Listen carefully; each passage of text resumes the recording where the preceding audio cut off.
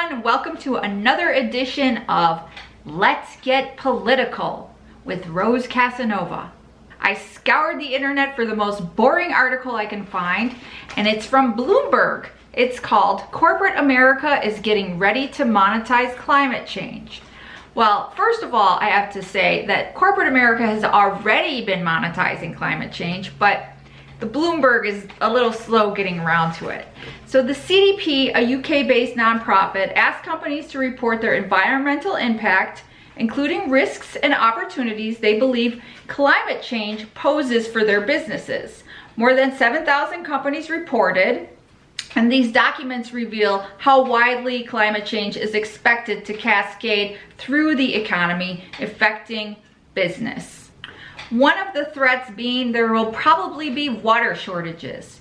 So companies like Intel and other electronic companies depend on water for cooling pools during the manufacturing process. But Coca-Cola, for obvious reasons, depends on water to make beverages. You can't make beverages out of sand. If there's not enough water to make Coca-Cola, then we have bigger fish to fry, people.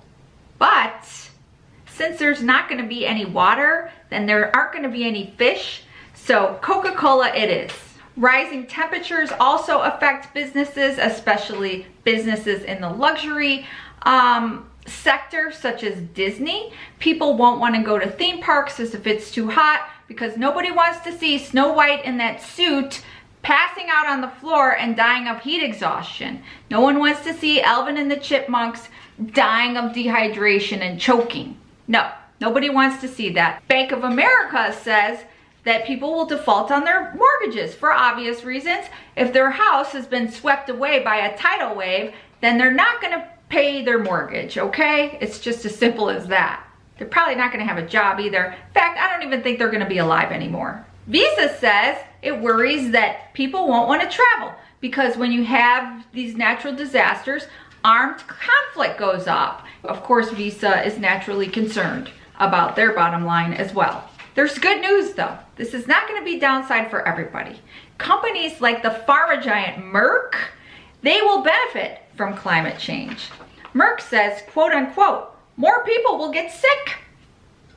That's a good thing. As the climate changes, there will be expanded markets for products for tropical and weather-related diseases, including waterborne illnesses.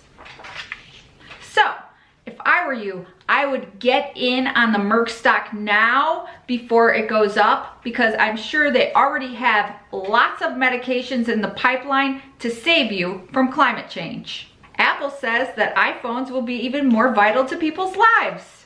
Of course they will. Of course they will. Google sees a downside to it and a plus side.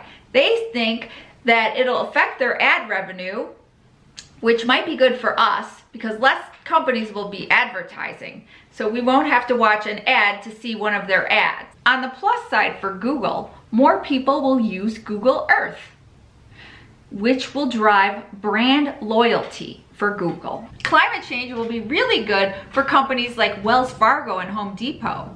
So when you're standing there in a pile of ash that used to be your home, Wells Fargo will be right there to secure a loan for you.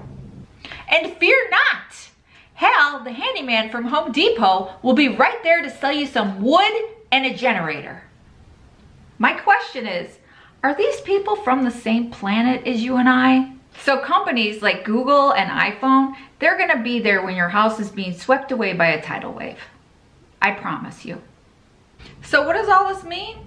This means that in the near future, and I predict over the next couple of years, there is going to be an onslaught of advertising by corporations to make you think that they care. It's gonna be like one of those 5-minute long ads where the world is coming to an end and Apple and Google are there for you. You know, they're there to hold your hand and walk you through the apocalypse.